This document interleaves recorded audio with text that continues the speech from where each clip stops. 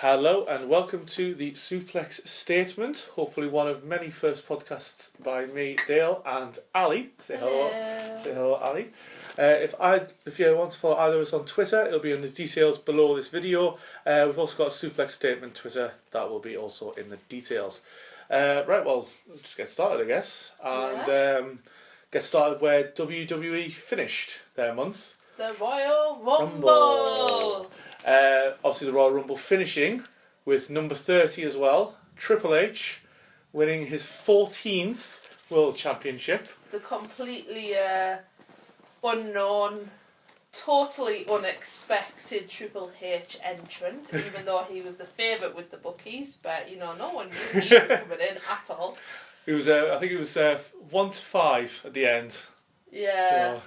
So I think we all knew. I think it was more the fact of if Triple H hadn't have entered at some point, there would be riots. We saw what happened with last year's Royal Rumble. Yeah. As long as Roman Reigns didn't win, I think would send the crowd home happy. But not so much that. If Roman Reigns had won, I think if Triple H had entered, it would still be okay. But I think if Roman Reigns had obviously been carried out, protected for half the match, and then came in, that would have been like... Yeah. It would have been end game. A bit of a poor thing that they took him out for. I mean, I think Stardust came in at 14 when he was officially took out, and he came back at 29, so we are looking at literally half the match. Yeah. He was taken out of his 59 minutes, 30 of them was spent outside the ring. Something good came about it. Rusev got his TV championship. Yes, Rusev is now claiming to be the TV champion, seeing as he took a TV monitor from the Spanish announce table.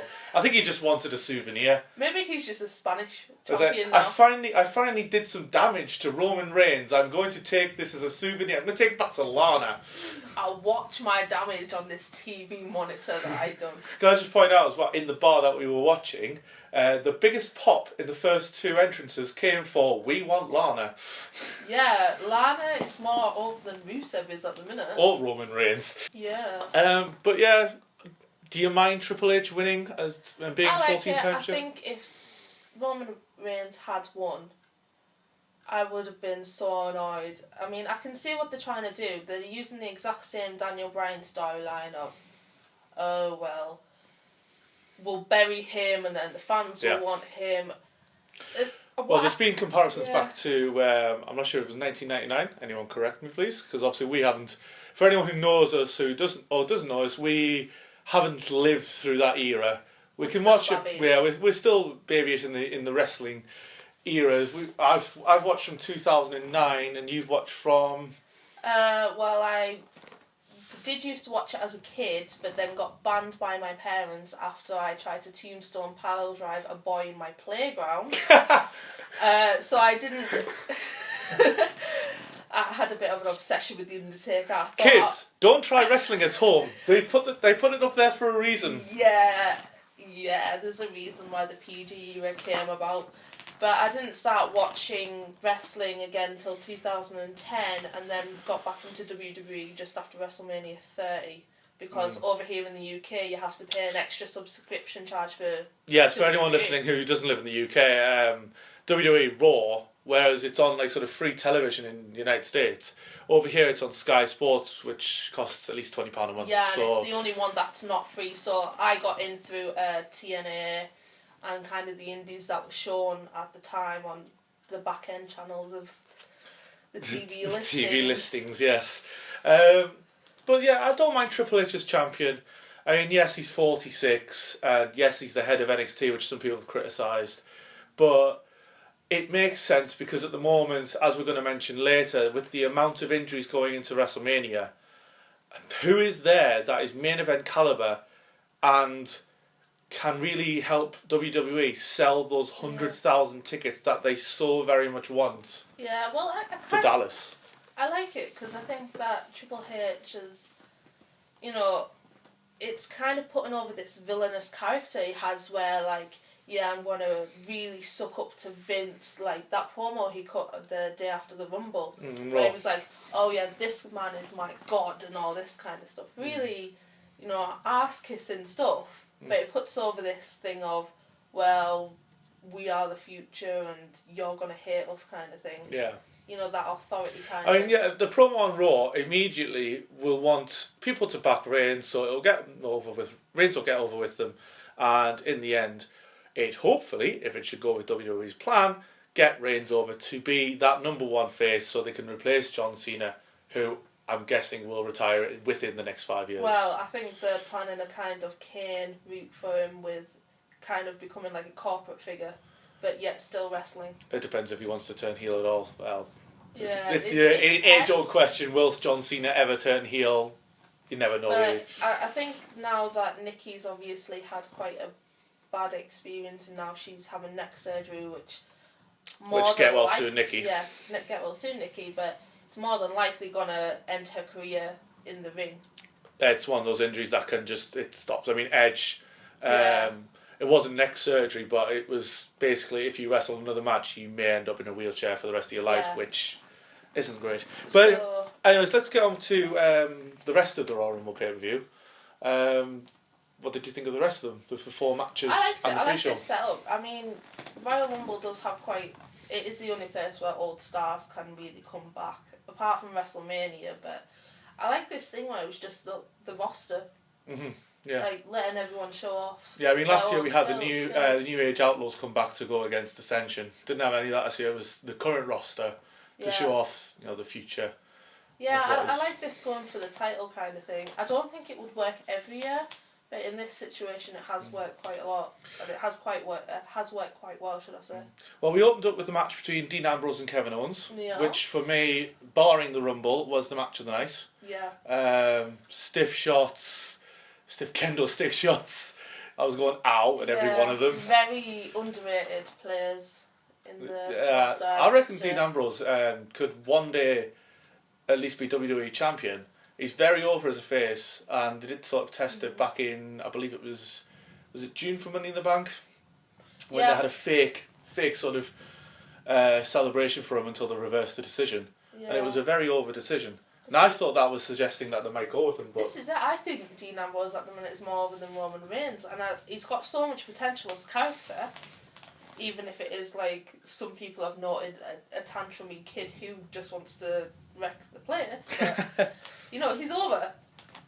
And I think this kind of character that they've given him of being Roman Reigns' henchman. Yeah, over the past couple of months he has been sort of the henchman of Roman Reigns. Living in his shadow. But the problem with that, I find with that is like anything that he's had Roman against the League of Nations or anything that, Ambrose has never come out to help him. It's always been Roman by himself, whereas League of Nations, like Sheamus, here's Rusev to help, here's Del Rio to help. Where's Ambrose? Where's the Usos been helping Roman? Apart from maybe a few SmackDowns, I've never really... pay-per-views when it matters, it really hasn't helped. I think it hasn't helped him. Make the classic make Roman look strong yes thing. What's more, calling your family in, calling The Rock in, calling the Usos in, or doing and it by having yourself. an equal match, or having 1 versus 4 and Roman still somehow coming out on top. Yes. Yeah, I know, I like Dean Ambrose, and the reason that you probably say there's more... You're right that Dean Ambrose is probably more over than Roman Reigns at times, because I mean with the casual fans and the kid fans, Roman Reigns is over. He's the man. With anyone that's probably, you would probably say anyone who's male and 18 plus, and anyone who's smart to the internet. I hate using the word, but I know I'm saying anyone who's smart to the internet is probably not the biggest Roman Reigns fan. I think it's the people, like, you've got, with WWE, you have two sets of people. The people who are, like, really into the technical wrestling, they're really into who these people were before they were part of the company. And then you have the people who are more for the showy side, where the merchandise, who's the face of the company. Yeah. Good versus bad. With the Shield, I mean, Roman Reigns, he was American football player before, I believe, and he was. Whereas Seth Rollins was, of course, Tyler Black, Ring of Honor, legends throughout the indie scene. John Moxley, exactly. They've gone through the independent scene. They're known with anyone who's, got a computer, really. I think that kind of is one of the reasons why Roman's not very over with fans of, like, I don't want to say the wrestling, because obviously everyone's a fan of the wrestling, Yeah. but fans of the backstage The stuff. the internet wrestling community, should we say, is where... Or wrestling community is general. Because it's known that he's probably as high up as he is because of his family links and stuff. Yeah, obviously being cousin to The Rock. If he wasn't part of the Samoan dynasty, shall we call it, would he be the face of the company right now? Well, this is the question. Well, there's a question. Would Roman Reigns be handpicked to be the next sort of John Cena if he wasn't related to The Rock, or would Vince McMahon still take him on for that? That is a good question. Yeah. Has anyone want to reply? Send them in. Yep, so the second match on the Royal Rumble was the New Day, the fabulously over New Day, versus Roman's cousins, the Usos. Yeah. The New Day, I mean, I've just come past some old tweets from last year, and I even didn't like New Day last year. I don't think anyone did. I think this was it. They were given such a bad gimmick. Like, what even was it? Their gimmick? Well, it was the same. It was similar, but it was... It was like a gospel church kind You've of got to thing, give them it? props, because they've taken one of the probably... I mean, even if you're looking from an outside point of view fan, they're probably thinking, what on earth is this that I'm watching? You know? Oh, yeah.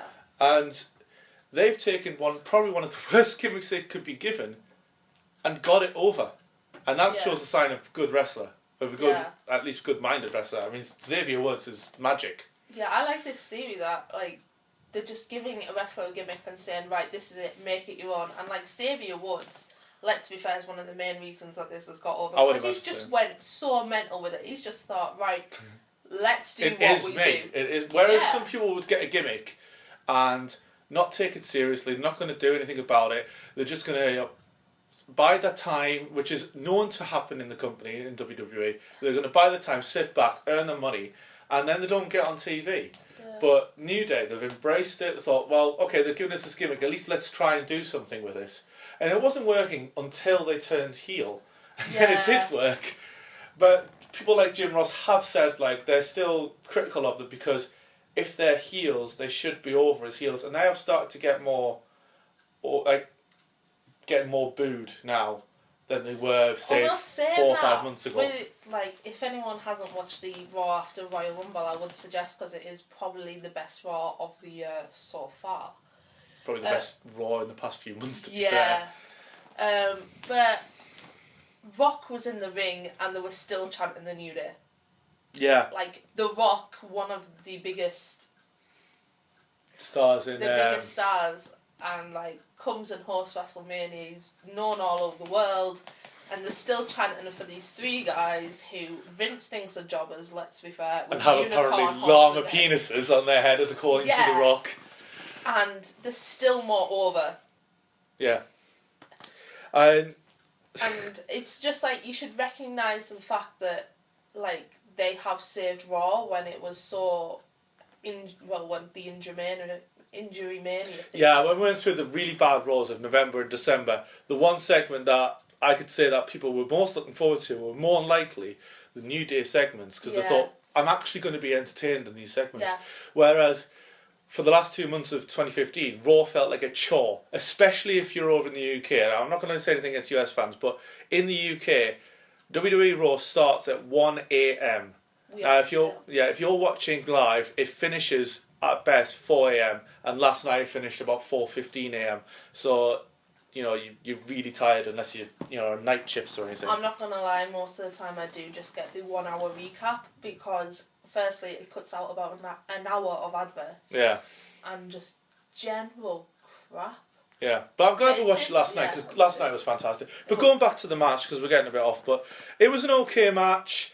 There was a few good spots. The main spot being near the end, where Big E caught him out the air and hit the big ending. I would say which Uso brother, but can anyone tell which Uso brother it is? They could easily change their makeup as well. I think they've even got the name written on them, and I still don't. I still don't know. I mean, I apologise, but you are twins at the end of the day. Yeah. I literally. And they're made to look like mirror images on each other, so it's just like... Even with the face paint, and they can easily change the face paint. I'm not sure which Uso it was, but he caught one of the Usos in the air from the splash and hit the big ending. That was the spot of the match. It was a decent match, decent pay-per-view quality match. I gave it 2.5 stars. You know, it was a decent 10-minute match. It's what you expected, but it wasn't poor. No, it was good. It kept you over. It wasn't the worst tag team match I've ever seen on a pay-per-view in recent years. Although I will give out good playing the heel by Xavier. The crowd were chanting, "Play Francesca," and he refused to play it.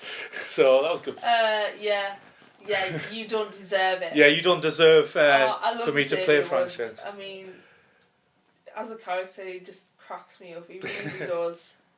He even makes you laugh when he's insinuating that he's got a relationship with the trombone. You know, when you sit and you're just like, this is like Katie Vick level wrong. But we're insinuating that Xavier Woods has sexual relations with the trombone at night. It's pretty wrong. Yes. But it's still like, we're still going there, let's get married, Whether you love them or you hate them, you've got an opinion about them, and that is what matters. That is. They're talked about. They're talked about. It's the John Cena effect. The crowd's 50-50, but you're talking about them.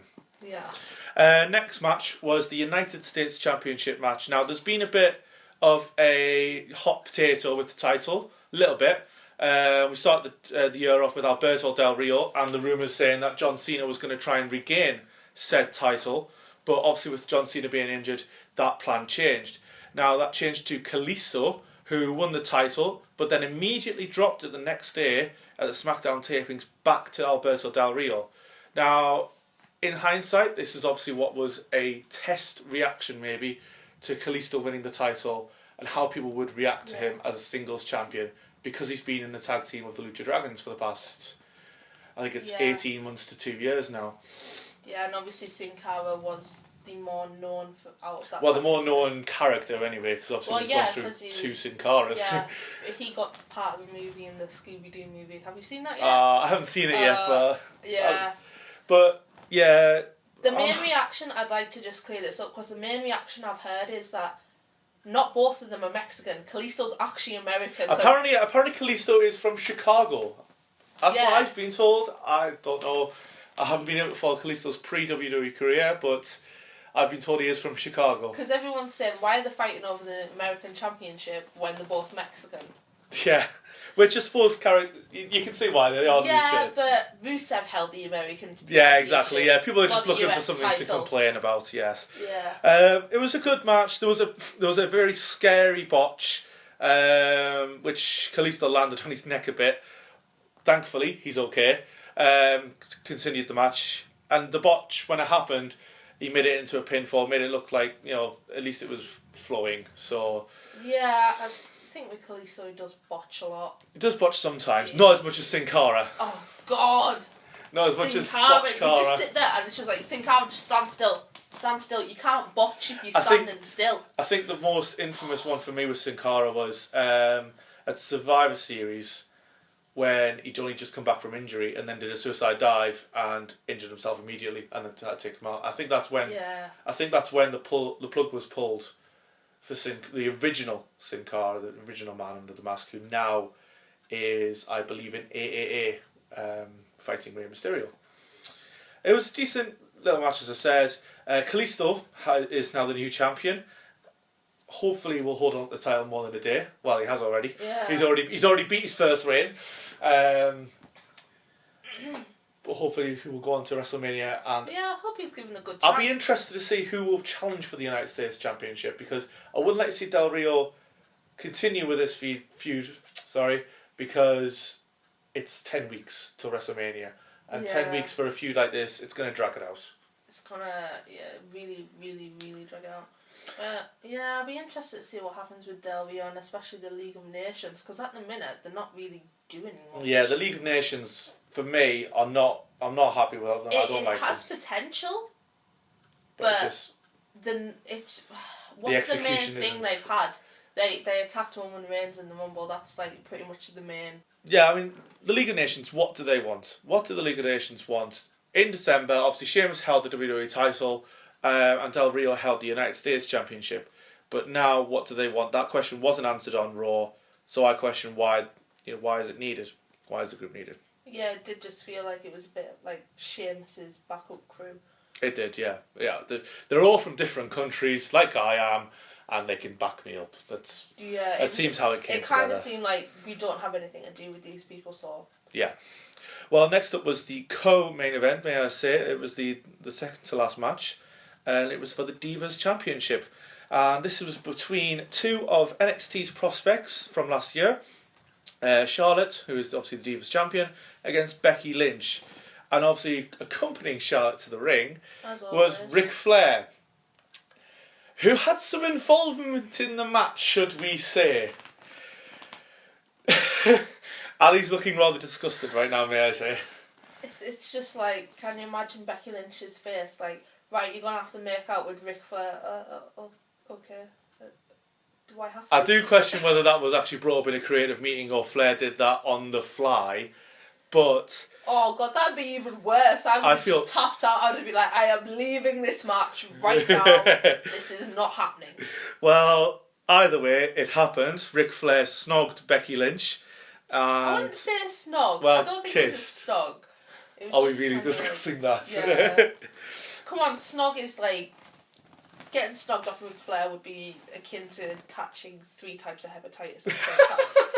It's just not a nice prospect. Well, he's had a lot of wives, so a lot of people have.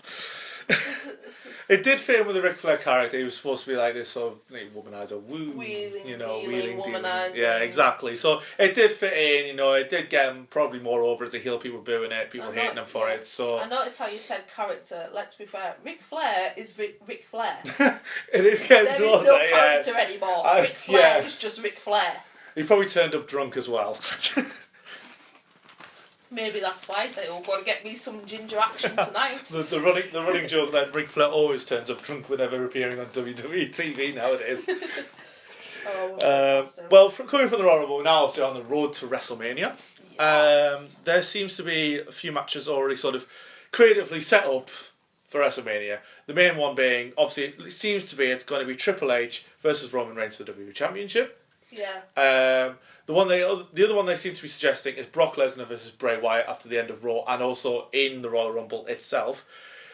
I seem to think that Braun seems more of a threat to Brock than Bray. I think it's going to be more like Braun going against Lesnar with Bray being the kind of mastermind behind it. Yeah, as much as I don't like Braun as a wrestler, in terms of a legit wrestling match, which Brock Lesnar, whenever he's in a match, that's what you think of. It's a legit battle. Yeah, I'm liking Bray Wyatt is a lot smaller and a lot smaller in muscle-wise, so it doesn't look like a good matchup. Whereas Braun Strowman, he's bigger than Lesnar in terms of height, but also he's still got the same build as him as well. So I liked it in the Rumble because when Braun came in, Brock was literally just sat there like, how am I actually going to suplex this guy? Yeah, it's kind of like the bully in the playground has found someone his own size. That's and I really like it because, the previous Brock Lesnar things we've had, the only one that you thought would not win in the feud was Undertaker, and that was simply because he had the streak. But he still lost it. Yeah, obviously the still most shocking moment of WrestleMania ever. Yeah, but everyone was still sat there like, oh, well, obviously Undertaker's going to win because... It's Undertaker. It's Undertaker. Undertaker always wins. He's got this 20-odd year streak, and it's gone.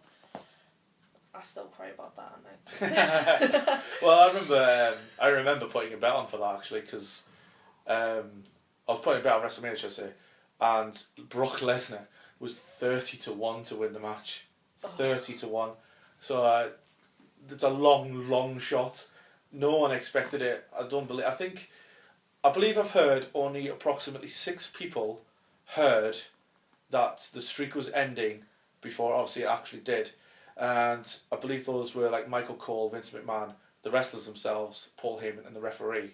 Yeah. There'll be obviously senior creative will probably know, but it'll be very limited to who actually knew before going out there. They wanted it to be a surprise. They didn't want... It did feel a bit like a kick in the teeth. Because of the launch of the network, it did feel like the Undertaker streak was worth $9.99 for the network, I don't think it should have been done when it was. I think it should have been done a bit later. But it was very good at getting Brock over as, like, Oh yeah, Brock the main became heel in the company. Yeah, Brock from there just skyrocketed. Yeah. I mean, we look back at the SummerSlam match with John Cena, most dominating match in the WWE Championship match for a long time, and you just threw him around like a rag doll, like that Hulk thing. Yeah. Well, to be fair, this Royal Rumble is technically the first time that Brock's ever went against someone and actually got defeated, but that was more just cause, well, since Undertaker. But that was only because he'd been ganged up on by the whole of the Wyatt family. But I like this theory of Braun versus Brock. I think that could go well. It could go well, but Bray's a better worker in terms of wrestling. But Braun, it's supposed to be, if it was a legit fight, Lesnar could take out Bray straight away. I think it's going to be kind of like Bray will be the advocate, shall we say, of like the Braun. Heyman, yeah. So it'll be a match, and then you'll have the managers, obviously, Bray being a manager and Paul Heyman. Well, whichever, it looks like we will be getting a promo battle between Paul Heyman and Bray Wyatt, which I could say I will very much enjoy. I think this will be funny because like Paul Heyman will be like, my client will kill you, and Bray will just be like, yes, but have you seen the buzzards? Have you seen the stars in the sky? Paul Heyman's like, my client will kill you, and Bray's like, well, I'll take his soul. Yeah, it's just got. I could just get the feeling that Paul Heyman's just going to be giving very funny looks at Brock, at Bray, should I say, just being like, what drugs are you on, my friend? Well, speaking of WrestleMania, obviously, going out of 2015, coming into 2016, there was even worse news for WWE. John Cena is on the shelf for what is believed to be 6 to 9 months, although being Cena, he probably will be back in 4. It's probably detrimental to his health, but we know it's John Cena. He's apparently already back in the gym training, only 3 weeks after his surgery, which is a short time. Yeah. It's a very short time. He should still be doing rehab, I would imagine, but he wants to get back. I think he will come back for WrestleMania because I think nothing but a coffin would stop John Cena. That's very true. We will see at least an appearance by John Cena, but in what form? Who will he go after? That's the question. He could go after anyone. I think it's too much to speculate, but yeah, in Germania we've got Seth Rollins out, get well soon. Cesaro out, get well soon. Randy Orton out, get well soon. Nikki Bella, there's a ton of them, and it's every champion from WrestleMania 31 is out. Yeah. Tyson Kidd as well, he's out for goodness knows how much time. I don't think he'll come back to be. I think he'll come back one day, but it's going to be a long time. I reckon he could be out for 18 to 24 months with that injury because that was bad. It was a freak accident. It happened when Samoa Joe used the muscle buster, but well, this was it. Even Natalia at the time was thinking that was it, lights out. Well, I haven't seen it, but wasn't there an episode of it on Total Divas? Yeah, where I was featured? watching it, and obviously it showed when it happened because obviously Natalia at that time had a problem with her eye, and that was one of the reasons why she left Raw for a little bit to look after Tyson and look after herself, from what I believe. And there was a piece of footage, and you could tell that it wasn't scripted, and she was literally sat crying her eyes out, thinking, he's not moving. It's on all over again. It's not moving. He's not. Well, she moving. actually said it's on all over again. She didn't say it, but you could definitely tell in her eyes she was thinking. She was thinking it was a tragedy. It was going to be again. Because obviously, she said he's not moving. He's not even. He's just looking blank at me. And she thought that was it. Well, I believe it was spinal cord surgery he had to have, which is obviously a major surgery. I think it was... It's not something nice, let's put it that way. Well, I can't remember the actual thing, but I think it was something like, people can die from this. So he's lucky to even have his life. Didn't he post a statement about it, and he said there was a very small percentage of people that even survived this kind of injury without either death or paralysation. It's an injury that can cause death and paralysation easily. So for the fact that even if he's still walking around, it's a miracle anyway. So if he does come back one day, that's fantastic. Just please be in good health. But if he doesn't, I don't think we'd blame him. Yeah. I don't think we'd blame him at all. Anyways, moving on. I want to move on to one of my and one of your pet peeves right now: the Raw commentary table. Oh well, recently. After, I can never say his name. It's Mauro Ranallo.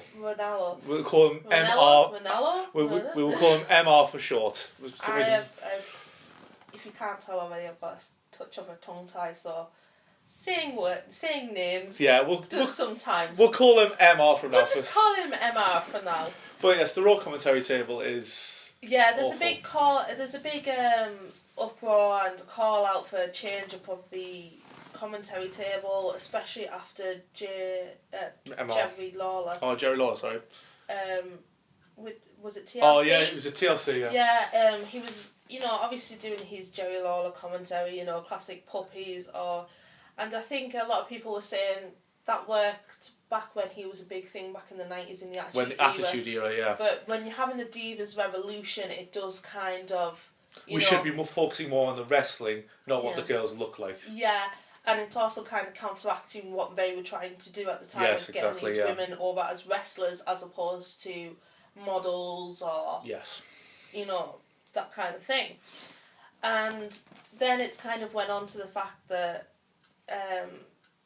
the rest of the commentary table, Byron Saxton, I hate Byron Saxton. Bradshaw, if somebody could tell me, if somebody could reach out and tell me, has Byron Saxton ever had a positive commentary session on Raw or a pay-per-view? I can't think of one. I can't think of anything. It got to the point where even The Rock sat there going, we've got the commentary table on Raw. And this random black guy and everyone's just kind of sat there that's it. No one... There's nothing it to comes to Byron something Saxton. when even The Rock will call you out on your commentary. Yeah, there's nothing to him. But on the flip side, SmackDown, it's recently moved to the USA Network, which is the same network that Raw is on, and they shook up the commentary table and hired this guy called Mauro Ranallo. That's the last time I'll try and attempt to say his name on this podcast. Apologies, Mauro. MR, his commentary is fabulous. He is probably the first commentator. Wow, we can really tell we're tongue-tied today. First commentator to call the moves in a long time. And people have equated him to JR. Yeah, I mean, this is it. Obviously, the commentators can't be fully blamed because, they'll have more voices in their head than Randy Orton at times. That's very true. Yeah, but they don't tend to call the moves. It's there was a match at Royal Rumble where they're talking about the Royal Rumble and it's hello, we want to know what's happening in this match right now. I get why they were talking about the Royal Rumble, but it was the pre-show match. It was 4-2 spots in the Rumble, but we want to know what's going on in the match. We want to know... there's plenty of other times to do commentary and hype the match up for the Royal Rumble, but... Well, the whole pre-show is a hype for the Rumble. Yeah, but when we're watching an actual match itself... We want to hear what's happening, what's the backstory of these wrestlers. Because for anyone who doesn't watch Superstars or Main Event, will not know that Jack Swagger and Mark Henry have been tag teaming. They've had 2 victories over the Ascension, I believe. And you would have had no idea unless you actually watched Superstars and Main Event, which a lot of people don't. I thought it was just one of those random teams that kind of... Which Damien Sandow and Darren Young was a random tag team. No, I think millions of scholars have potential. Yes, they have been christened millions of scholars. Tell me if you like that. I think it's got potential. I think it's got a lot of potential. Yeah, it does. It's a pet peeve of mine that commentators don't call the action that's going on in the ring, and it happened on Raw a lot. They're talking about the Raw main event, but Kevin Owens is in the ring. Please call him a Kevin Owens match. Please call the match. It does feel kind of disrespectful to the match as well, because it's kind of saying, these 2 people, no one cares about them. We'll talk about this. Yeah, exactly. If the commentators don't care about the people in the ring, why should we? Yeah. Why should we care about the people in the ring if the commentators can't be bothered to talk about their backstories, what's going on for them right now, what's happened with them, etc. Exactly. Sell them. If you sell them, we'll like them. If you don't sell them, we're not going to know anything about them. We're not going to care about them, which is already what's happened. I mean, the Ascension hasn't won a match, bless them, apparently since September. So no one cares about them. Yet in NXT, they were one of the hottest things going. Yeah. And they had a title reign of nearly a year. Their last big feud in NXT was against Finn Balor and Hideo Itami. And that was their last match, over. Oh. But it was they became curtain twitchers on the thing. They're always on Main Event of Superstars, and they always lose. Yeah. That's the thing now. But basically non-existent, but the Ascension their gimmick has such potential to be one of the most over heels. Yeah. In NXT, it was really fantastic. I mean, when Finn Balor debuts, no one expected the Demon entrance. So Ascension came out first. Everyone was slagging off, just going, "Oh, it's another person you've wasted. Like, you've absolutely buried this guy who was so unique." And like, it came in, and everyone just kind of went, "Okay, we're going to the corner now and thinking about the mistake we've just made." Yeah, exactly. Well, the Ascension came out that match. The Ascension came out, and the Ascension's entrance is rather awesome. So everyone was, chanting, "This is awesome! This is awesome!" And then Balor came out. Oh yeah. And that topped it. But the Ascension, this is it. The Ascension was really over in NXT, and to begin with, they had, a feud with the New Age Outlaws for Royal Rumble. Okay, it's against an older tag team, but they can give the rub to the Ascension so they can get them over. But after then, nothing.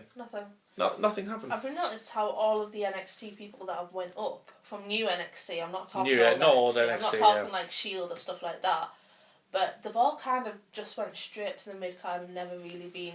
The only one that's been given a bit of a decent thing would have been Kevin Owens. Oh, Kevin Owens, yeah. Kevin Owens is one of the hottest years in professional wrestling, really. New NXT, not old NXT.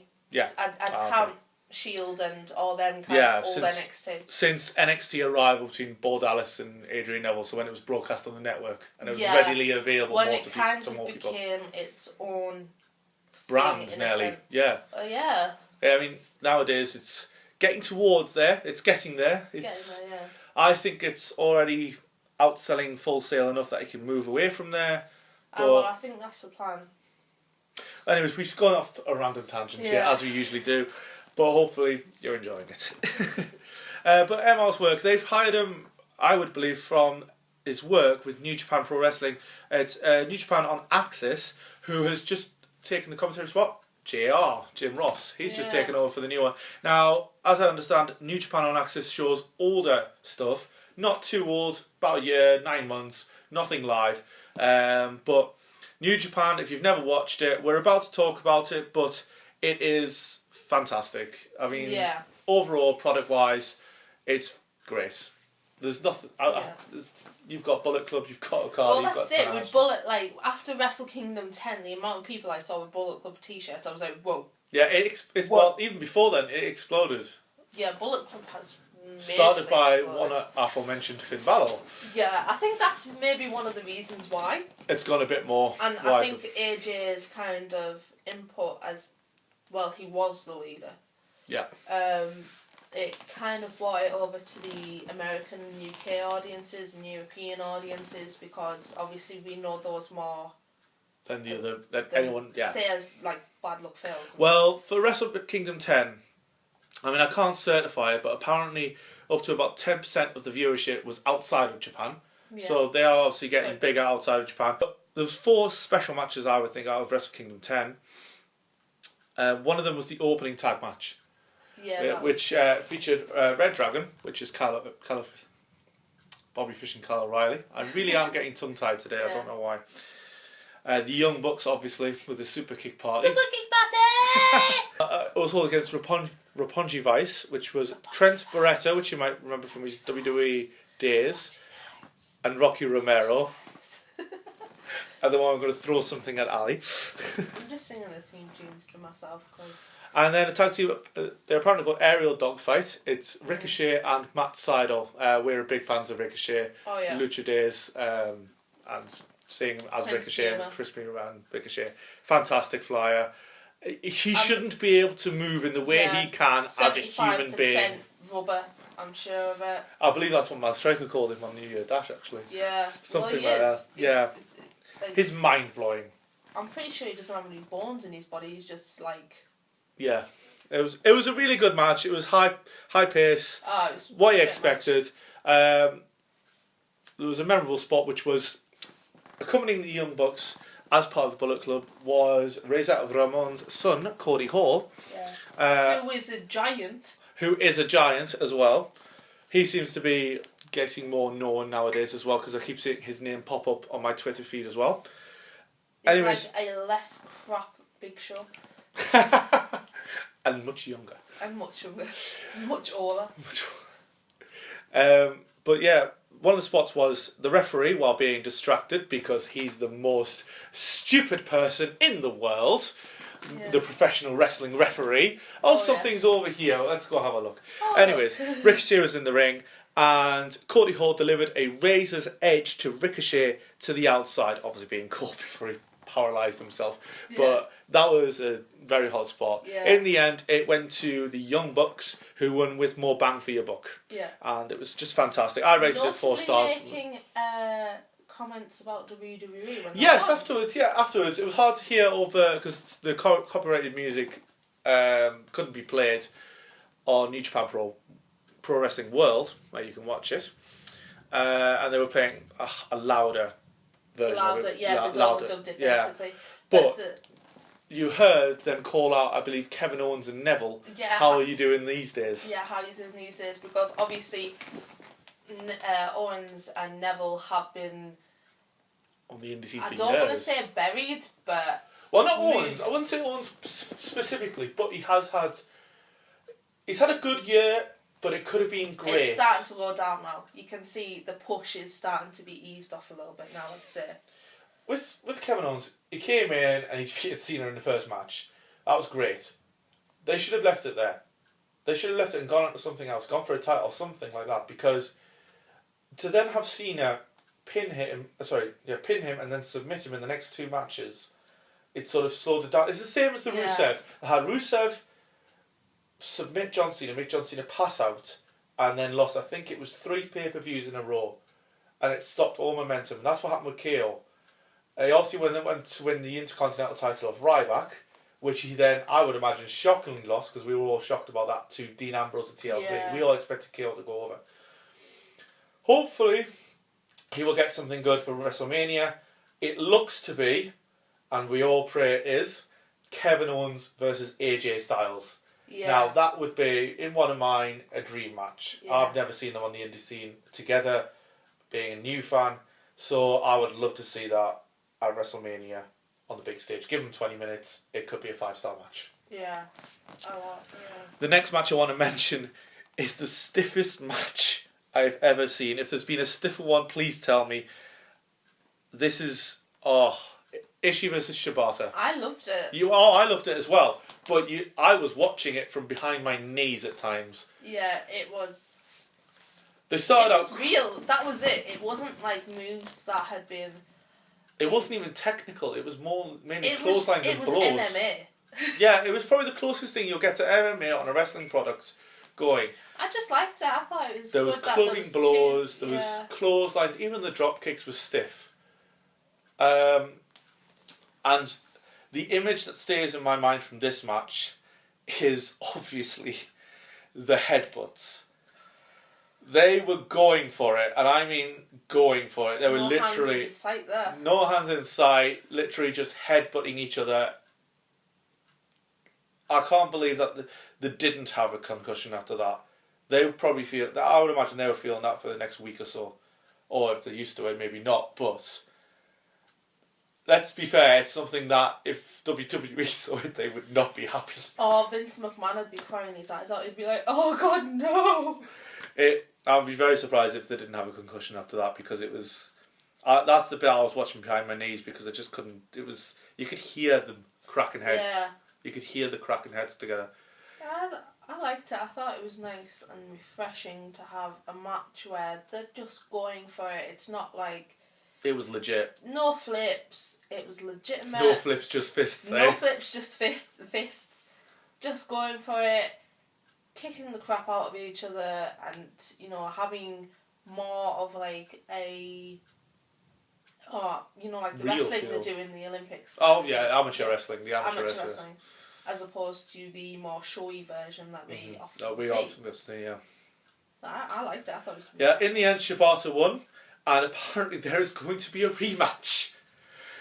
Can't remember which one it's going to be, but it's going to be in February. It's one of the New Japan pay-per-views. I believe it's one of the beginning ones. I need to double check on that. Aren't they having 2 over there? Yeah, they are. The 2. I can't remember which one it was.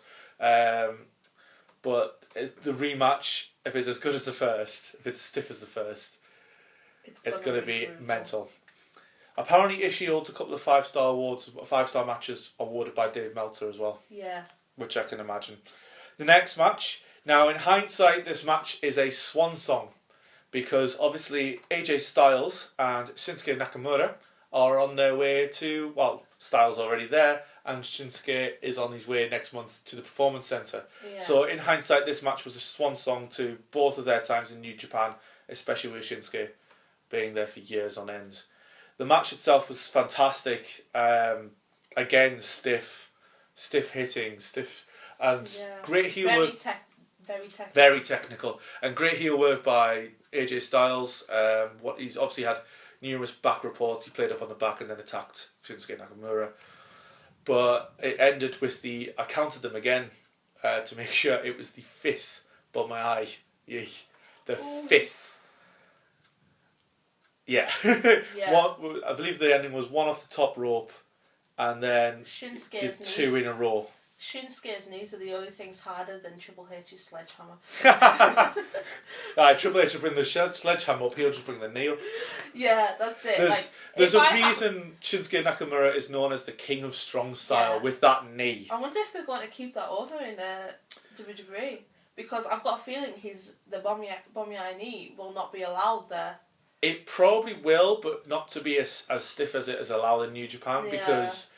There's the Daniel Bryan. I don't know how stiff it can be with the fact that you're kneeing someone. It's true, yeah. How do you do it without being stiff? That's the question. It's kind of like flying at them as well, just like, have my knee, eat my knee. There's one thing I noticed as well with New Japan, and they need to as well, immediately after the matches, ice packs everywhere. Deep heat. Then we moved on to the main event. Now, this is the first full, I would imagine, New Japan pay-per-view that I've definitely watched. I've watched bits of Wrestle Kingdom 9, but first full through, all the way through. So we weren't really knowledgeable on the backstory of Okada and Tanahashi. But watching the match, there is no other way to describe it apart from 5 stars. Yeah. It was perfect. It went 36 minutes, and it was just perfect. There was storytelling throughout from Tanahashi playing up on Okada's knee throughout. This is it.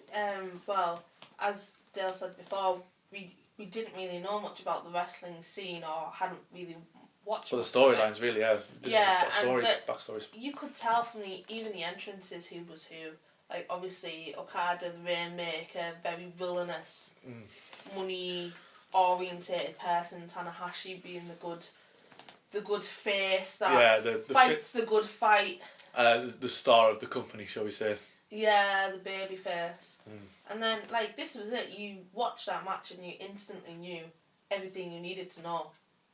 Yeah, about the characters and about the wrestling styles. But yeah, the match itself was 5 stars. In the end, Okada won and retained his title. I believe he's going to be putting it on the line again at the new beginning. Is that the 3rd or 4th time he's had a match against Tanahashi? No, I don't believe it's against Tanahashi. Oh, is it not against Tanahashi? It's not against Tanahashi, yeah. But yeah, in the promo up to it, I think it was 2011 or something, their first Wrestle Kingdom match. I know they've had a few. Yeah. As again, we not 100% knowledgeable on New Japan. We're babbies into New Japan. Babbies into wrestling, technically, compared to a lot of other people who have been watching it maybe for 20 years and stuff. But we are trying to obviously watch older stuff and watch how it's progressed. Wrestling itself has progressed through the years. It's from, the golden era to where you had ECW, WCW and WWE to when both ECW and WCW were out of business to the modern day PG era. But also independent scenes, etc., Ring of Honor. Moving on, anyways, the big story in Japan in January, coming out of Japan, was the signings to WWE.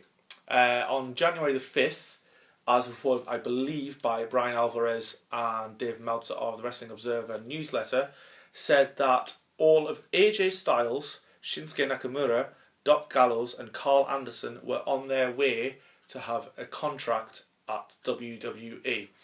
Now, at the moment, the only one officially signed is AJ Styles.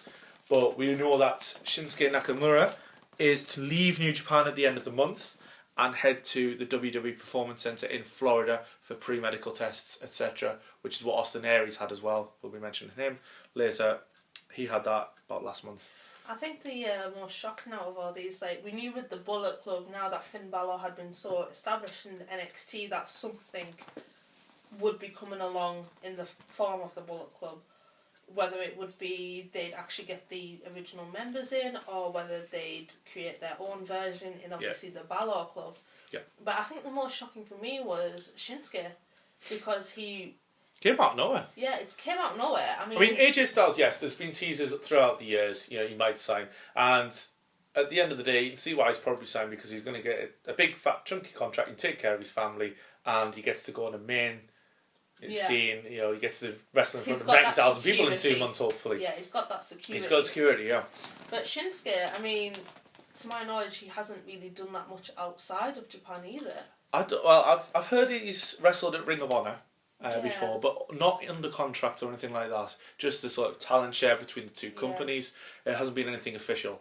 So I believe this would be Shinsuke's first contract out of America. Someone may correct me if I'm wrong. I just hope it goes well for him, because let's be fair, WWE don't have the best track record. Basically, if you're not American, you're not getting to the top. As bad as it sounds to say, yeah. Nowadays, like, all the people that have went there that haven't been American, or Canadian maybe, because Chris Jericho, etc. Or Canadian. And Bret Hart was in. Yeah, it's just. But yeah, it's harder for I suppose it is harder for Japanese stars to get over with the casual crowd, because, well, it's a language barrier to begin with. I mean, Hideo Itami, Kenta, is obviously still, he can speak English, but he's still struggling a bit to get a passionate promo out. Yeah. And we will see him when he returns. Hopefully, maybe even the NXT tapings tonight. There's rumblings. I can't make anything of it, but we'll hopefully see him tonight. Well, he did say something when Sami Zayn replied that when it came out that Sami Zayn was coming back for the UK NXT tour, he posted something like, "Oh, well, now it's my turn," with Hideo Itami. Yeah. Hideo Itami posted That's my turn, yeah.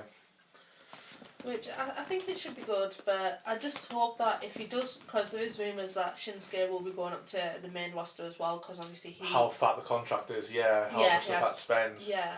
So it's going to be a bit... He is going to perform in I'm guessing that's to learn the WWE way, because he can't have him work as stiff as he can in New Japan. Could you imagine it? Like, they'll have Roman Reigns wrapped up in cotton wool and bubble wrap. Like, hang on, let me put on a helmet and then you can bomb my knee. Yeah? Right, okay. Imagine against Daniel Bryan. There's a concussion again. Well, there was an interview I found, where around just after WrestleMania, they were talking about when Beast in the East was coming out, they were talking about how Daniel Bryan had actually approached the higher-ups and said, "Can I have a match with Shinsuke Nakamura at Beast in the East?" And it didn't really work out with obviously contractual stuff and for any other reason. Talent sharing and eventually he got injured in the end, so he couldn't do it. Eventually got injured. But I think if Daniel Bryan does get cleared, which he has been cleared by a doctor, but I think it's still very much hanging in the air. Yeah, he's been cleared by a doctor in California, but it's not an official WWE doctor, so they won't clear him yet. Whether he'll ever be cleared is another thing. He might just let his contract go somewhere else. I think with Daniel Bryan, if he doesn't get cleared, he's just going to walk. Yeah, I can see him walking and getting back into wrestling anyway. I mean, technically, if a doctor's cleared him, he should be safe to wrestle. But the WWE doctor is the one to clear him, and it's whether Vince really wants to take that risk of. Yeah, there's a lot of power. I mean, not to bring it up and that, but they don't want another Chris Benoit situation where. Or another Edge. Where he can't wrestle ever again without being in a wheelchair. Yeah. But hopefully Daniel Bryan will get cleared and we'll see him again one day at WrestleMania and everything will be fine. That's in a perfect world. Yeah. But it's just an ongoing story. We just gotta wait and see what happens. Yeah. Just gotta see. Can't really comment on what the doctor will do. No one can say that. No one can. No one can definitely say, "Oh yes, he's going to be cleared." No one can say that. No. You never know what underlying problems there is. Yeah. I wouldn't say annoying, but the thing that came out a few days ago, TNA, when AJ was definitely going to WWE, TNA posted a statement on their website saying that AJ Styles, Carl Anderson and Doc Gallows had a meeting with Dixie Carter At a house and agreed to sign for TNA, including that they were talking creatively about what to do with them. Now, a lot of people have said this is just sour grapes. I'm tending to believe them, and also if it was an official contract, there's no way WWE would have let AJ Styles debut in the Royal Rumble. Oh no. This is just literally the pro wrestling version of Dixie Carter crying into her ice cream after not getting a text back the next day. But, I mean, another thing that has been pointed out was that if they were in discussions, now I'm not sure about AJ Styles' contract, but Carl Anderson and Doc Gallows were under contract with New Japan. Now, if they're speaking about contracts, they're not allowed, as far as I'm aware, they're not allowed to. It's contract tampering. Yeah. Because officially, although we know they're going, Anderson and Gallows, they're not talking WWE officially, in quotation marks, with WWE until their contracts are up. Same goes for Shinsuke Nakamura, unless they've let him. New Japan needs to give probably strict permission to let them talk to any other company about working, especially under an official contract. Yeah. So an official contract wouldn't be dropped. But this is it. It said that it wasn't an official contract. It was a written agreement. This is like, you could have a letter saying, "Do you want to work for me? Tick yes, tick no." You know.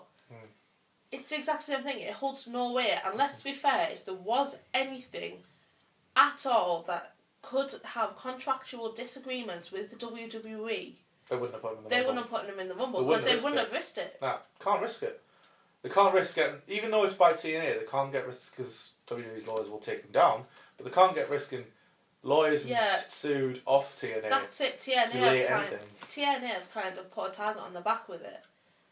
But, you know, it's just so unprofessional. If there was something like that happening, why would you put it out to the fans? Why would you put it out now as well? Yeah. The rumours have been there for weeks, but suddenly as soon as, I think it was quote me if I'm wrong, but I think it was a day before the Royal Rumble that they put this statement out, when everyone was pretty, we're sure he's going to debut at some point, either in the Rumble or high on Raw, or something like that. And and then they just turn around and say, "Oh, well." Why didn't you do this 3 weeks ago when the rumours were hot and everyone probably knew that they were going? Yeah. Especially when it was released that. I think this is just TNA trying to be relevant. Well, I don't want to get on total negative with TNA. They have a new network. It's on Pop. The program is on Pop TV now. We get it on Challenge later on in the week in the UK. But new channel, new hope. TNA last year, everyone lost hope with it. They recorded in July and it was broadcast in December. I mean, at one point, Karma was retired and was apparently retired, should I say. I keep calling her Karma from her WWE days. It's Awesome Kong, obviously. Yeah. She was apparently retired, but now she's back. But she was on TNA programming when she announced her retirement.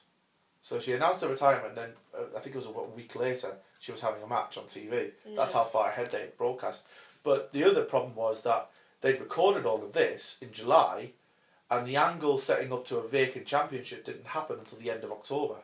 Yeah. So, but a new channel gives them new hope. It gets people more interested because thought, right, new channel, they're going to be better.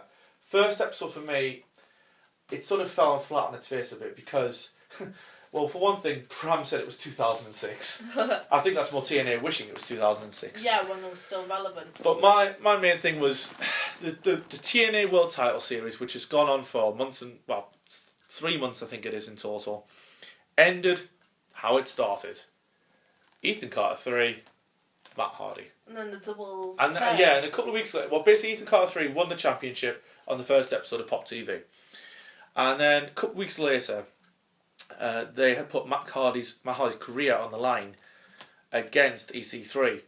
But apparently, I haven't been able to watch the episode yet because we're a few days behind in the UK. But apparently there has been a double turn where EC3 is now heel, and EC3 is now face, I apologise, and Matt Hardy is now heel. That's me being so used to EC3 being heel. Matt Hardy, for me, I'll wait and judge until it happens, but I can't see Matt Hardy A as a heel, and I can't see EC3 as a face. Cause Matt Hardy's heel tactic so far has been slagging off everyone who's left TNA.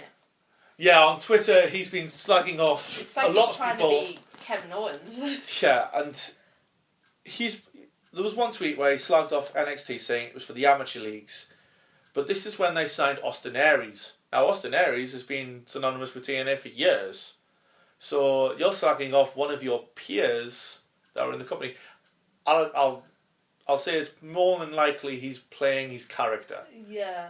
But to bring other companies in it and play the character, I don't really agree. But I don't really agree with it. I just feel like TNA is trying to generate cheap heat for themselves and get it's more not popularity really working. quicker than the long-term plan. Yeah, and causing a fuss and like hopefully that will make them popular. But I just don't get it. I don't like it. TNA for me, there's no attraction to it. It's just trying to be Attitude Era WWE for me. Under not even Attitude, like TV14. Yeah, I believe they're... It's like PG version of the Attitude Era. I believe they're not officially PG, but they don't go full on TV14. It's sort of mid-ground. Yeah, there's no draw, there's no uniqueness about it. It's true. It is true. I mean, TNA fans, you will probably disagree. There is obviously a lot of TNA fans still there in the fan base. But for me, they still need work to do. I will still watch. I'm not, as we say, tapping out yet with the programming. I will still watch because there has been some things that has been positive. The Kurt Angle retirement tour, he had a fantastic match with Drew Galloway. Yeah. He had a really good match with Drew Galloway, as well as a tag team match on their one night only pay-per-view, which was between, I'll get these names right, Eli Drake and Jesse Goddard's versus the Wolves versus Angle and Galloway. That match was the TNA tag team titles, and it was really good as well. That's probably the highlight matches of the month for me for TNA.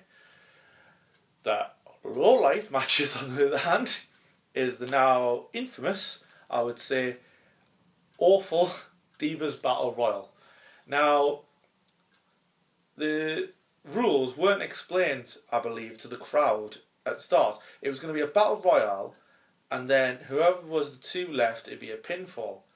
So it looked like the crowd was rather confused at the end. Yeah. And I believe from memory, only Josh Matthews, the commentator, mentioned it. So only the audience at home knew, which is why the crowd might look confused.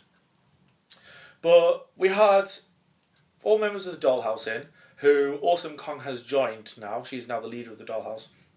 Minus her, the Dollhouse itself, for me, they're awful wrestlers. I've tried to watch their matches. They haven't got over with me. I'm sorry, I can't like them. I just don't like TNA's. You don't like TNA's woman policy where it's like women, it's all about tits. Yeah, that's what I mean. It's about the women, not the wrestling. Yeah. Yeah, that's. It's all about the boobs and the hair and the revealing clothing. To anyone who wants to defend that point, I was watching TNA One Night Only, and the camera shot was straight up Velvet Sky's skirt. Yeah. So. I just. We should be watching wrestling for wrestling. I mean, yeah, we had the, yes, the girls are hot, but for me, I'd rather watch, Becky Lynch versus Paige. This is it. It's kind of like Eva Marie gets slagged off in WWE, but TNA exploit it. You know what I mean? Yeah. This also Battle Royal featured 2 divas that were ex-Tough Enough. And for me, to bring 2 ex-Tough Enough divas into debut with TNA on a pay-per-view as well, I believe. In a Battle Royale. I do apologise. I'm not sure if it was a pay-per-view or an episode. There's been a lot of wrestling I've watched. But to debut in this match, for me, it wasn't right. They weren't ready. No. They weren't ready for it. They just looked lost. You do tend to get the girls lost in something like that. Yeah, on the other side of that, obviously there was a lot of rookies in the NXT Divas Battle Royal, but they are training every day. They're in the Performance Centre. They're training every day. That's their job. Their job is to be training as a wrestler. There was a botched spot between Cameron and Liv Morgan, and it was botched powerbomb, and it looked dangerous. I don't know why they kept it in, because they edit the show. So I don't know whether they kept it in to show off that these are still trainees and stuff like that, but they shouldn't have kept it in. It looked dangerous. Yeah. It looked dangerous.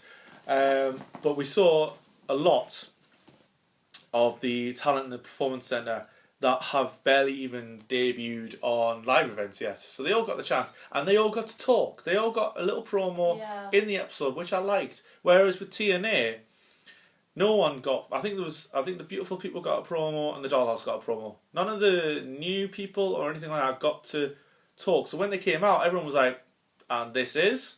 Whereas with NXT, they got a little promo. So when Peyton Royce came, oh, that's Peyton Royce. Yeah. You know, that's Billy Kay. That's Aaliyah, etc. It was an okay battle royal.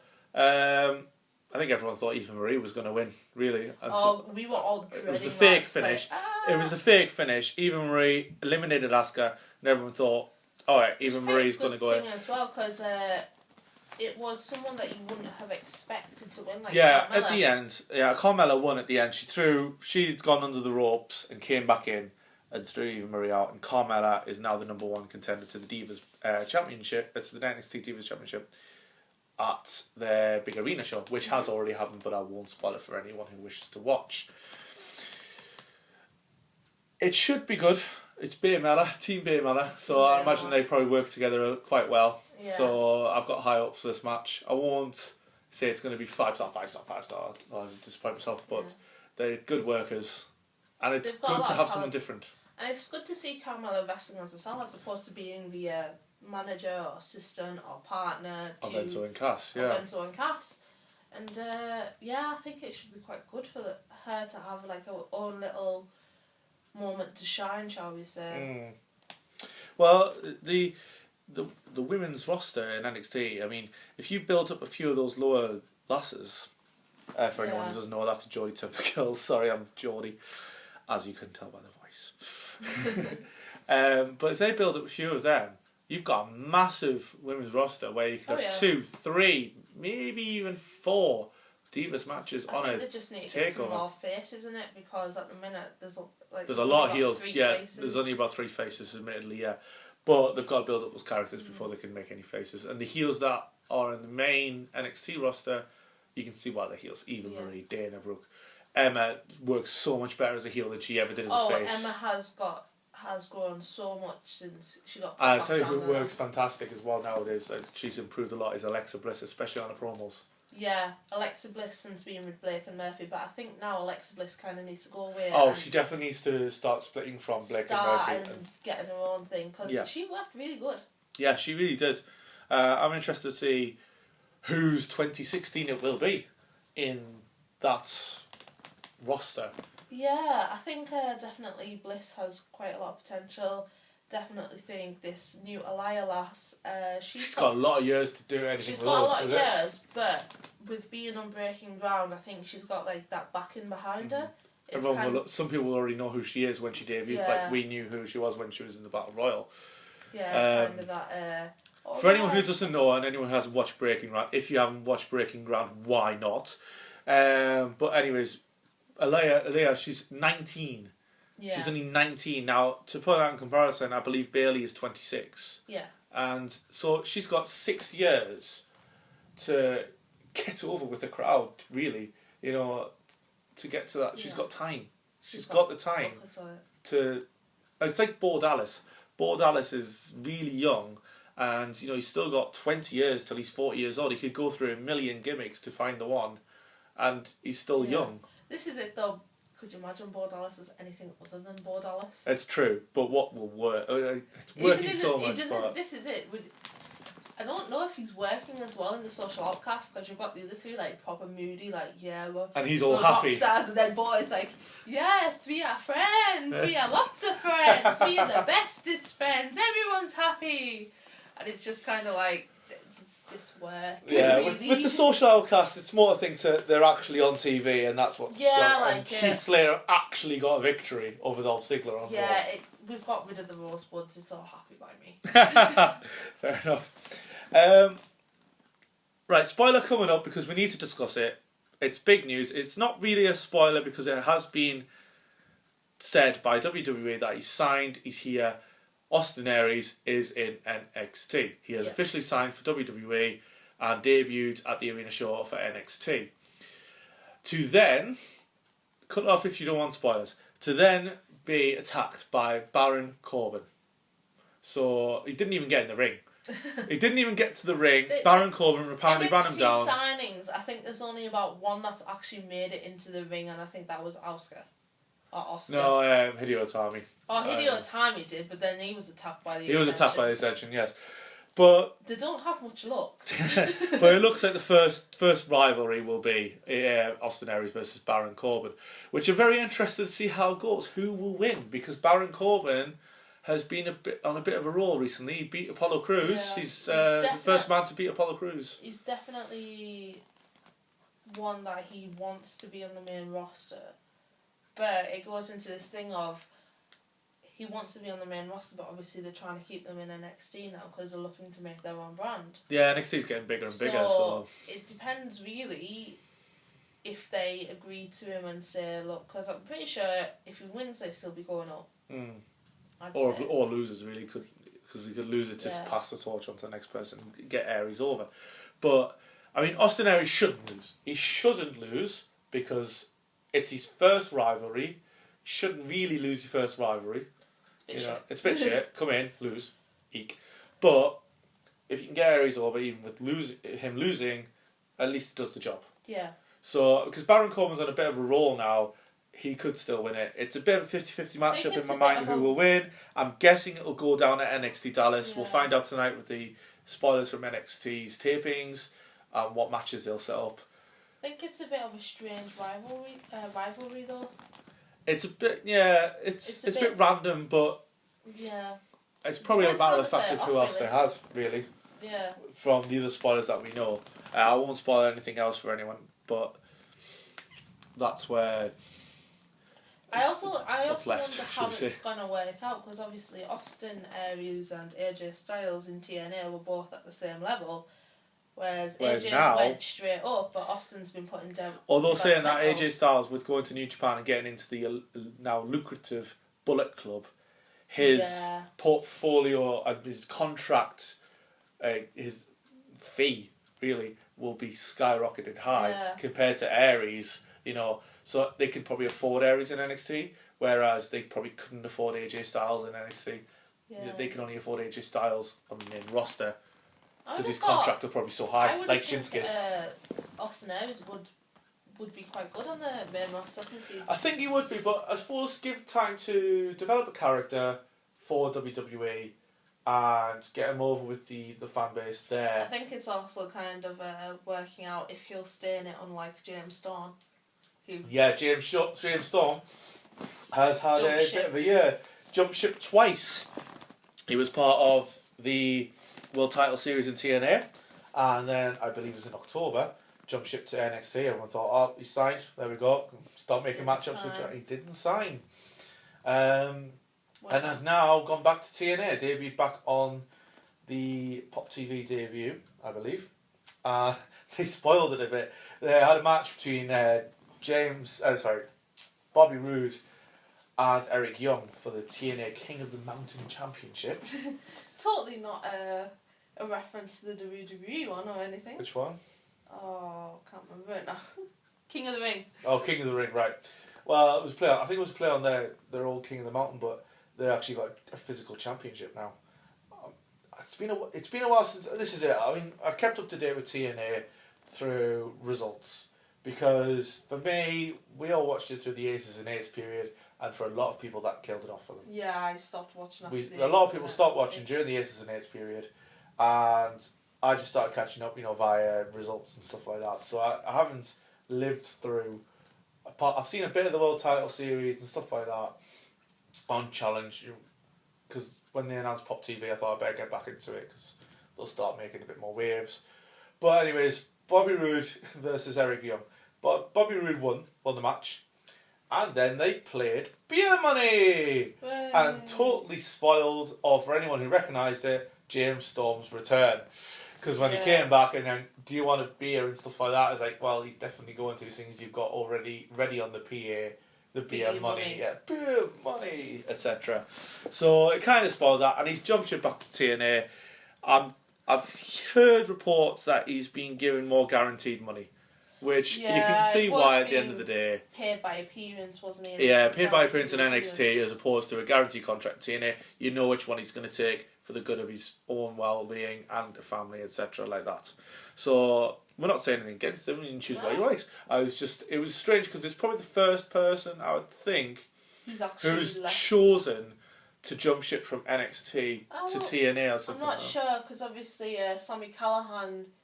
Yeah, but he got more. He was released. He asked for his release. Oh, did he ask for his release? Was he? Well, the reports was it was kind of like a mutual agreement where it was like he wasn't getting used though.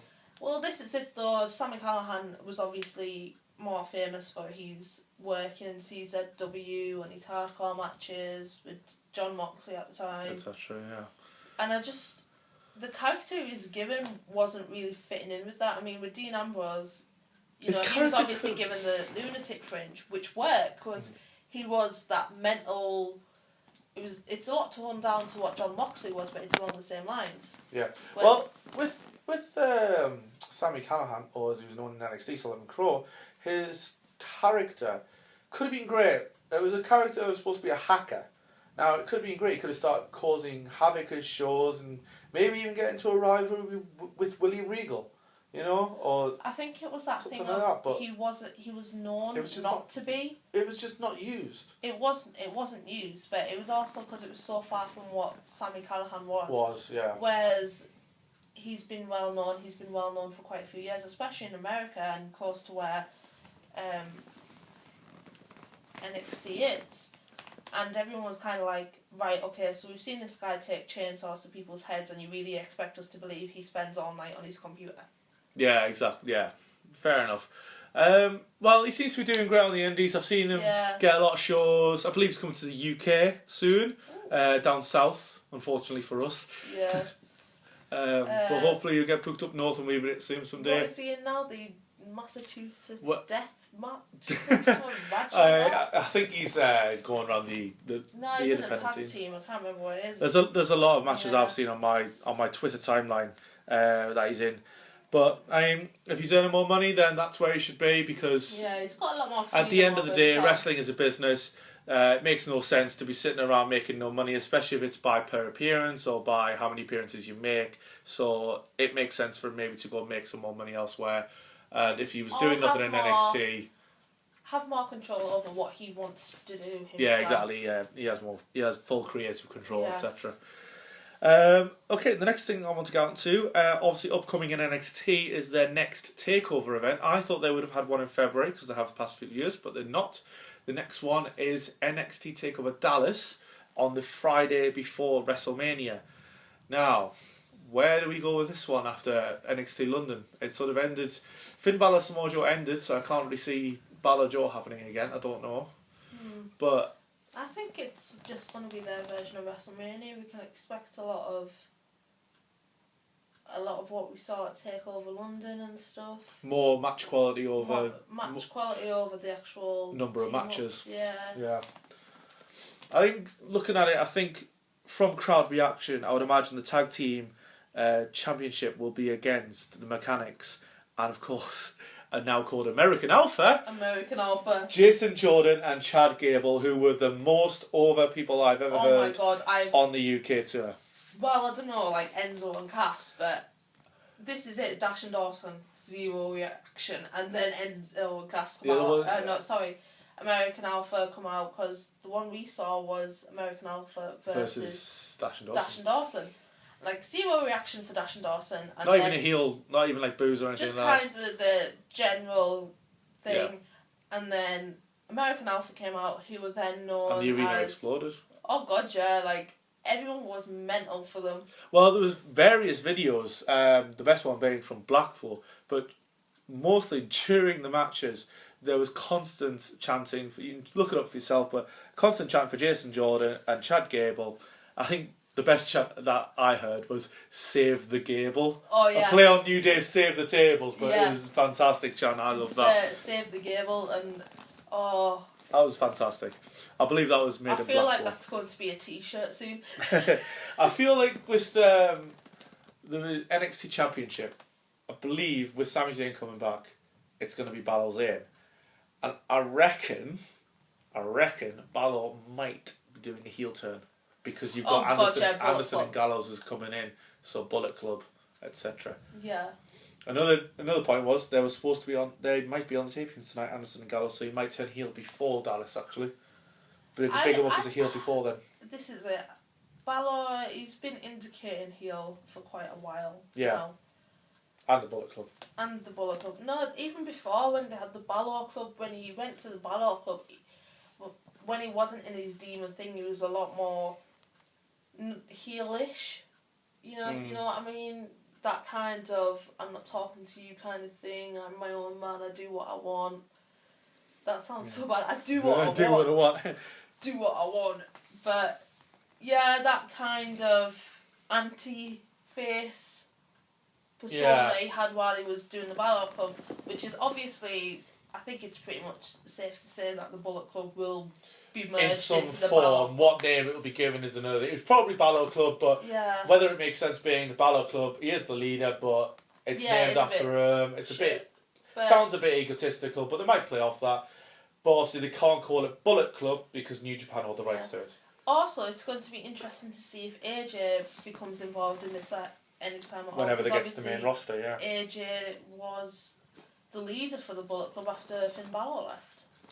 Yes, it was, which has now been taken over by one of our new favourite wrestlers, Kenny Omega. But getting back to NXT, I think I would imagine Balor's probably turning heel. I'm guessing it's going to be against Zayn. Zayn's obviously the baby face is like he's a perfect baby face. He really is. He's everyone loves him. Everyone loves him. It's a man you love. So it's a man you love. Just got the brawl of for Zayn. But yeah, I reckon the NXT champ should be them too. If not, triple threat. So who do you think's going to win it then? That's the question. I think if he is turning heel at Dallas, it'll be Finn. Beforehand, I'd give a chance to Sammy, but I'd say I'd probably come down on the side of Finn Balor. He's probably going to hold it more than a year. It'd be the longest reigning NXT champion, so he can brag about that in the Bullet Club, etc. like that. Sammy, does he need a second NXT championship? No. Can he go to the main roster? Yeah. I would imagine that Raw after WrestleMania will probably see Sami Zayn on the main roster and he'll stay there. And he'll probably have his first rival with Kevin Owens, I would imagine. Well, he was already supposed to go up because he answered John Cena's US challenge, obviously, in a fantastic match. Which was the match that actually put him in the injury. Well, it's not the match. Well, it wasn't even the match. It was when he threw his hands up in the air. At the start, yeah.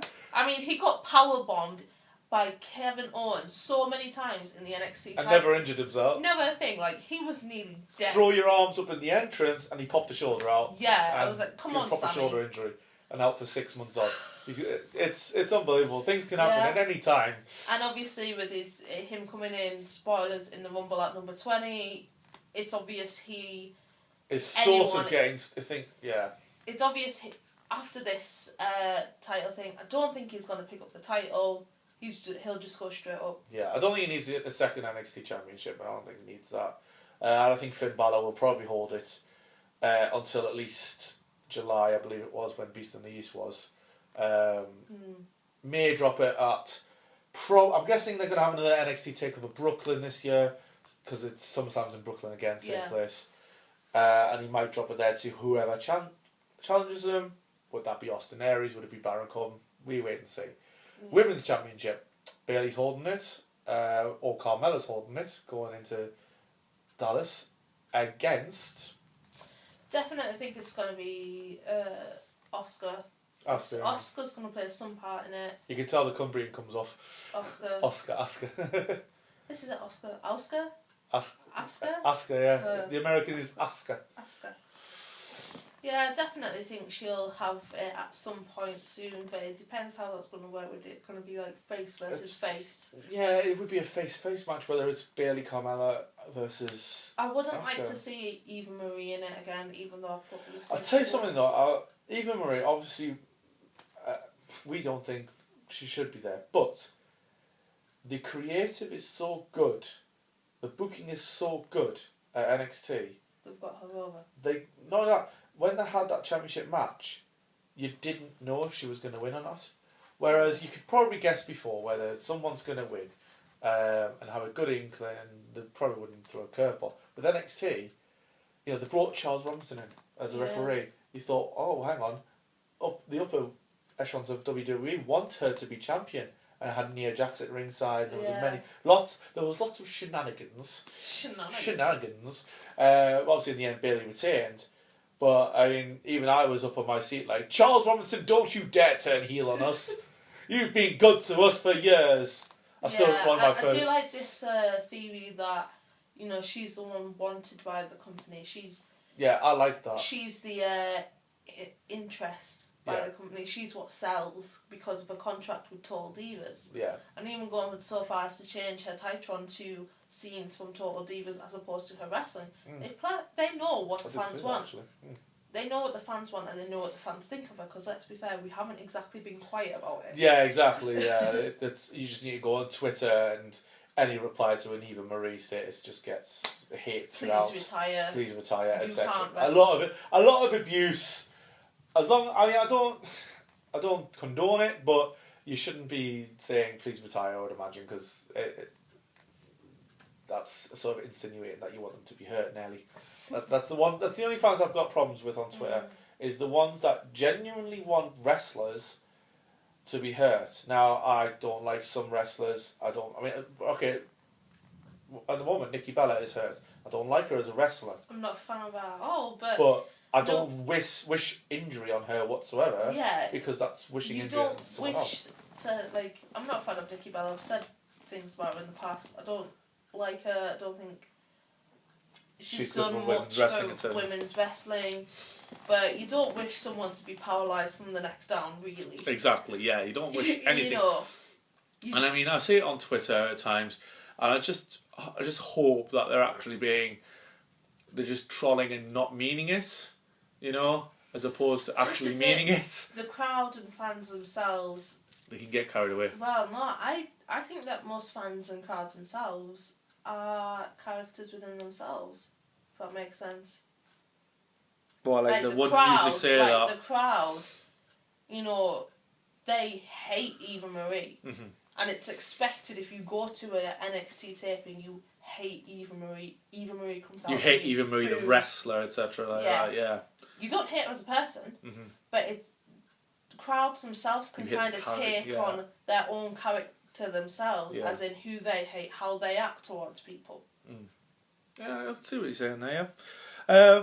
We're coming towards the end, and I just want to give a quick shout-out mention to Ring of Honor. We haven't had a chance to talk about them much, sadly, but they're putting out some great programming now on Comet TV. Also, it's available on their website every week to watch for free, as long as you get there within, I believe it's 4 days of it being uploaded to Ring of Honor. You can watch theirs for free wherever you are around the world, I believe. They're putting out some great product right now. I'm about to go watch their main event for this week, which is the Kingdom versus Red Dragon versus the Young Bucks in a Philly street fight. On paper, it sounds wonderful. I've heard it is. So if you haven't, check out Ring of Honor. They're fantastic. They really are. They're putting out some great product right now. Also, I'd shout out to ICW as well. Their Friday Night Fight Club is great as well. Again, we haven't got time to talk about it today, but probably one in the future. We've ranted on too much. We have gone on quite a bit. Future episodes won't be this long, obviously. This is because it's first episode, and January 2016 has, for me, been probably one of the biggest months in professional wrestling in terms of stories, matches, etc. Since probably even further back, but at least since CM Punk was threatening to leave the company and no one actually knew if he was or not, and then he actually left with the title of Money in the Bank in a 5-star match with Cena. I just say out of the big four. Out of the big yeah, four. Like TNA, WWE as a franchise, Ring of Honor, and New Japan. Yeah. Because there are quite some good indies and indie wrestling as well. Yeah, we focus on the four main, but the indie wrestling, I mean, there was a match at Revolution Pro, I think it was last week, between Will Ospreay and Marty Scurll, which has been universally loved. We need to get that to watch it. We need to watch it. You can check it out on their on-demand service. Progress has their own on-demand service. These are the British ones. There's a ton of American Independence, and also coming back this week and today actually, in fact, is Lucha Underground. We're excited to see season 2 of that. But we just want to finish off with a question for anyone who's listened, and if you've got this far, thank you. Thank you for listening to the first episode. But if you've got this far, we want to ask a question. With Cena, and obviously a lot more out, Cena was originally meant to go against The Undertaker. That was the plan, it seemed, at WrestleMania 32. It's John Cena versus The Undertaker. With the matches seemed to be set in stone with like Bray Wyatt versus Brock Lesnar, Triple H versus Roman Reigns. A lot of the big stars sort of already creatively wrote in to WrestleMania. What do you do with The Undertaker? Who do you put Undertaker against at WrestleMania and keep it good? Because you can't just bring like a lower star up without a story. Someone's got to have a story to go against The Undertaker. It can't just be, I'm wrestling The Undertaker because it's The Undertaker at WrestleMania. Can't really just have that. Well, I have kind of... It has been... Yeah, but that was when the streak... Yeah. It was when the streak was there, so there was something to go after. The streak became itself like a championship. But now the streak's gone. Why do you want to wrestle The Undertaker? We need to know that. So who do you think The Undertaker will face at WrestleMania 32? We know what our preference would be. Whether he would actually come up and do it is another thing. It's Finn Balor. Yeah, I think that it's going to be Balor simply because, well, there's quite a few reasons. Firstly, NXT is trying to become its own brand. That's fairly obvious now. By the looks of it, they're trying to go for the SmackDown versus Raw effect that used to happen. Over the next couple of years, obviously it's going to bring in that thing of the main guy from NXT coming up and fighting Undertaker at WrestleMania. Also kind of passing the torch down, handing your... I don't want to say the new face of fear because that was Bray's. That was Bray's, yeah, but Demon... Well, no, because Kane was the Demon, but yeah.